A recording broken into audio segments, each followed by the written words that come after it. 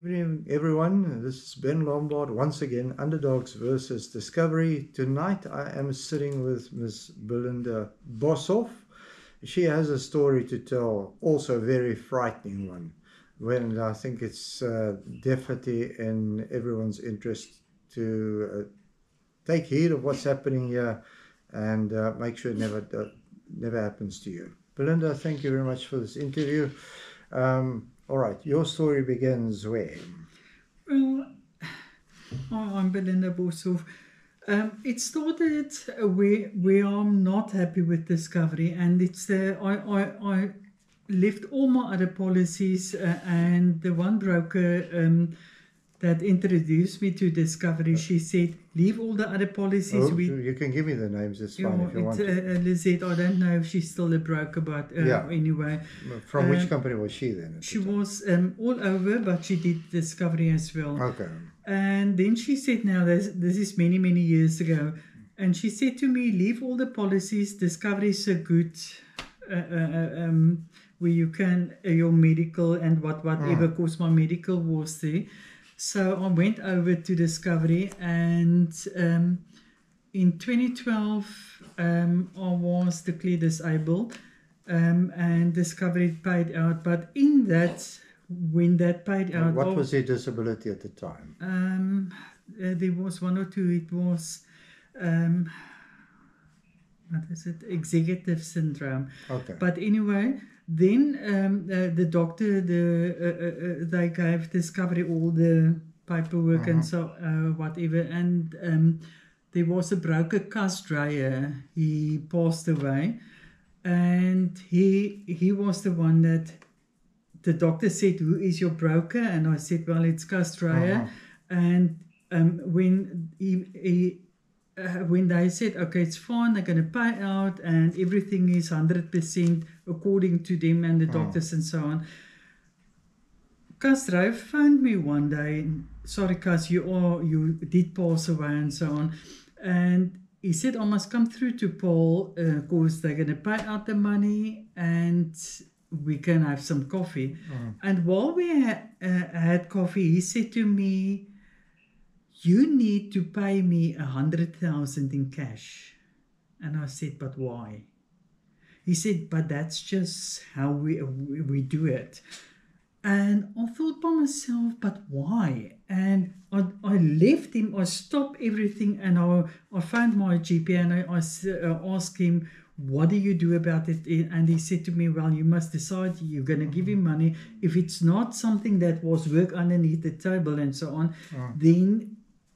And I decided, but there's no ways I'm going to give someone 100,000. What did he say that was for? It's just how they do it. Oh. But for me, it's unethical. For him to process it. Yeah. Okay. But it was already accepted by Discovery and so forth. And then my GP gave me another guy's telephone number. I went to see him and he took it further. And who is that guy? Do you know? Peter Geldenhuys. Where's he from? Durbanville. From which company is that? Well, he works for himself. Okay. I'm not sure. I can't remember the company. Also independent broker. Yeah. Okay. And at that stage, my late husband was diagnosed with cancer, was in hospital, and I did not expect what happened. It was like in a week, everything changed. And he said to me when now that was a few, say in that time, Discovery paid the money out, and he phoned me and he said to me, I want to meet you tomorrow morning at Absa. And I said, but why? He said, because I want to invest the money for you. And I said to him, Peter, but at this stage, we don't know what we're going to do. Boss is in hospital and I don't know what I'm going to do. I don't know if I'm going to buy property. Don't push me into something that I'm not ready. My husband is busy. I don't even know if he's busy dying or whatever. And I was in a state when he said to me, I must be. And I spoke to my husband. He said, well, he don't know what we're going to do.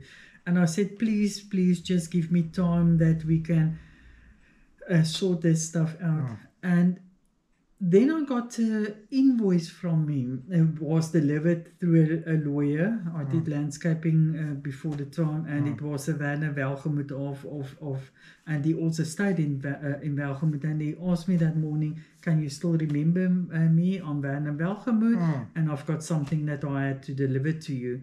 And it was an invoice of 130 something thousand. What was that for? For work that Peter Geldenhuys did for me to assist me in investing my money. And did you invest it? No, I didn't invest it with him, Okay. So he and I wanted never paid. invoice. I never paid that invoice, so I don't know where that. And You then still have a copy of that invoice? yeah, I've got a copy of that invoice. Okay. And then what happened next? So it was running up and down between brokers and so on, and I never got a feeling that Discovery for me, if you disable, Discovery declare you disabled, why haven't they got people that look after those people and not throw them to the wolves? Right.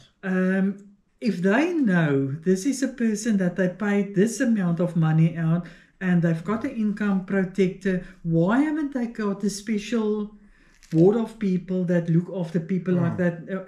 This is now really, as I see it, throw them to the wolves. Okay. But anyway, after that, there was a few brokers. None of them ever really assist me as what I thought you had to be assisted.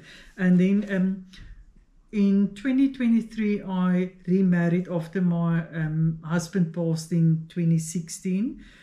And my husband then said to me, but because I paid my kids' policies as well, because my husband now, his son was in a motor vehicle accident and he was in a vegetative state. And when my kids went to Stellenbosch University, I thought, what happened if one of my kids must be in an accident?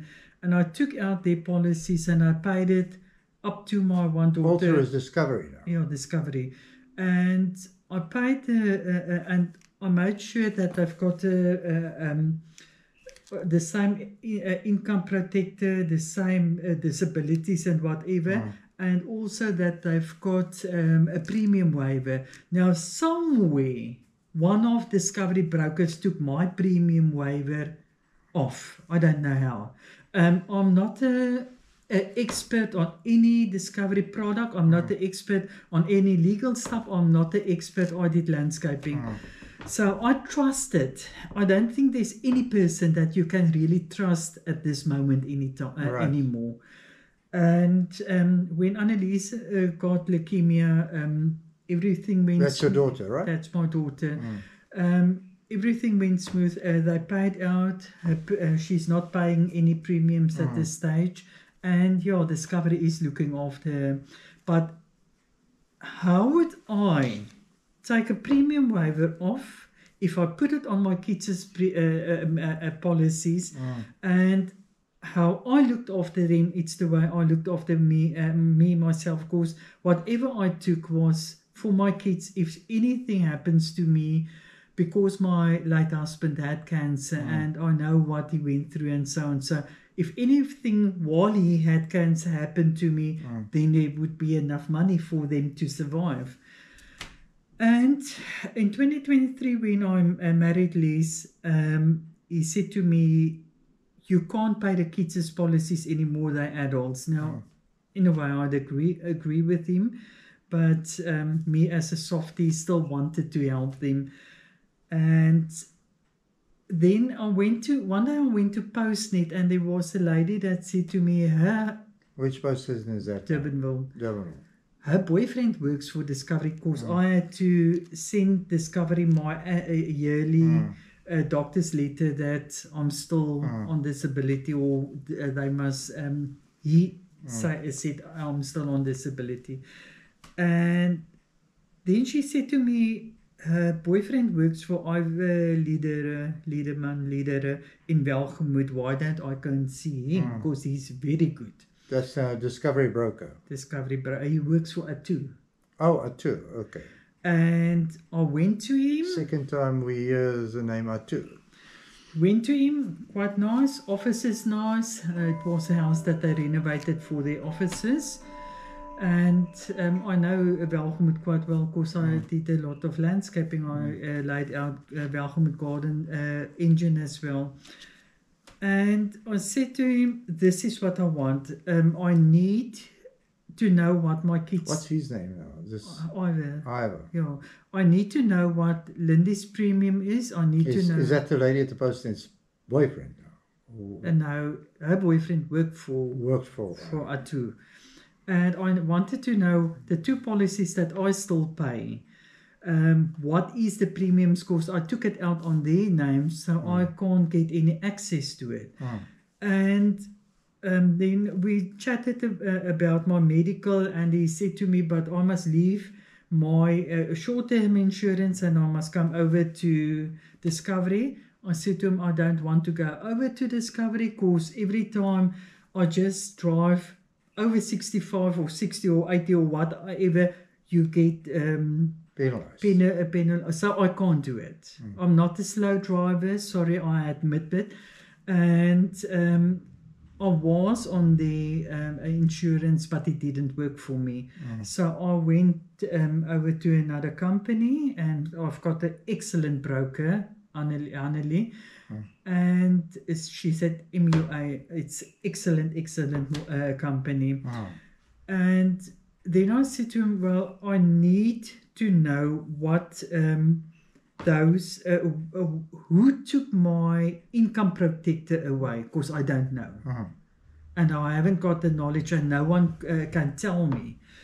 And what I also said to him, I've got two policies at Discovery. The one is 8 million and the other one is 12 million.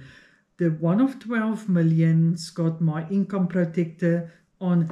Do not touch my stuff, but please look where my my premium waiver is, because I don't know where it is. And then he said to me, okay, they're going to look at my medical, and I'm on an injection that cost me Discovery 17,000 Rand a month. And his wife also worked for his company.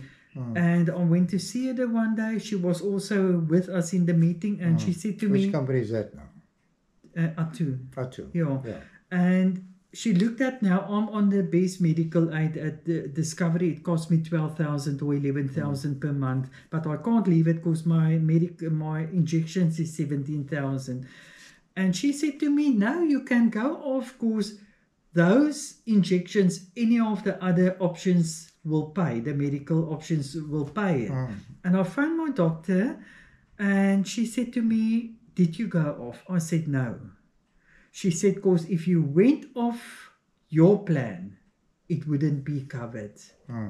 And I phoned her, and she said, oh well, I didn't know. But she's a broker, and if I went off, Discovery would not accept me back on that one. I know that. They wouldn't have done it. But anyway, long and the short, I was looking at my... Ivor gave me 2 pieces of paper. 2 white pieces That's of Ivor paper. from Atu. Ivor from Atu. And he said, I must sign... What do you mean pieces of paper? It was blank pieces of paper, like the size of this. Yeah? That. And he said, I must sign on those pieces of paper. He wanted you to sign on 2 blank pieces of paper. 2 blank pieces of paper. I said, but why? He said, no, but they do it like that. What did he mean by that? I don't know. All right, so what happened then? And then I said to him, the policy that would cover my, what do you call it? My will one day. The 8 million, that will be enough for my estate. Right. Not will, estate. So what can you do to not increase the premium and just keep it on 8 million? And he said, well, he can look at that and so on and so on. And I said, please, Ivor, you cannot touch, no broker ever touched my income protector policy of 12 million, and that's for my kids one day. Right. And I was lying in bed one evening and I went onto my app and I saw, but this stuff came down like from 12 million to 4 million, and the other one also, none of the stuff was as what it was before. There's the 4 million, it came down, and my premiums went up. So the 4 million was what? The 12 million. 4 million. The 12 million went down to 4 million. Went down to 4 million. There we have it. And I said, but what did you do? And in the WhatsApps, I've got all the WhatsApps. I sent those WhatsApps to the Ombudsman. I've sent it all over. And every broker tell me, Discovery is not going to do anything to it. I did not ask either to. But how would anyone that's on a disability ever ask a broker to take your stuff down, your cover down, but you take the premiums up? Whoever in their right mind would do Clearly that? a no-brainer. All right. So did you sign any documents with Well, I regards? signed on the blank pieces of Only paper. those on any. Now he documents? say, but I signed it. I did not sign it. You sure about that? Yes, I'm sure about it. All right. So where are we with this now? You've taken the matter to the ombudsman. The Ombudsman, nice. It's up and down, up and down, up and down. The Ombudsman, the lady from the Ombudsman phoned me while my You friend... recall her name? I can't, but How I've long got ago it. was that? That was in this year. Okay. She found me. I was on my way to Welgemoot. Lizelle was with me, or down to Bellville. We went through Welgemoot. And while I was driving, Lizelle knows about it. She was sending the emails and so on. And because I lost the sight in my eye, but I also said to Ivor, I said to him, That is as a result of an accident, right? yeah, I said to him, sorry, You I still can't. don't have a proper sight. No. I said to him, please read everything, because I, like this, I can't see, I can't read this stuff. And the one day he said to me, well, if you, and I still told him that I'm always scared with my driving licenses and so on, but I used to looking in my mirrors, and he said, don't worry about that. Because I know the head of the police, of the traffic department, and there's no worries, we can sort that out. And I said, what do you mean we can sort it out? And he said to me, his words, how do you think they get their licenses? And I said to him, what do you mean by they? And he said to me, you know what I'm talking about? And I said, no, I do not know what Did you're you know what he talking was talking about? like everyone is talking, if you don't want to use, and this is now, sorry about this, but if you don't want to use your race, then you talk about they or whoever. And in the Discovery report, he wrote to them that I said, I still have a claim that I want to put in for my eye. That claim was long time already paid out. Oh, was it paid? Yeah, it was paid out, and I told him that. All right. But happened anyway, when I between the Ombudsman, backwards and forwards and backwards and forwards, they found me the one day and they said Discovery. So you reported Discovery to the ombudsman? Yeah. Okay. And this lady found, and she said, well, they want to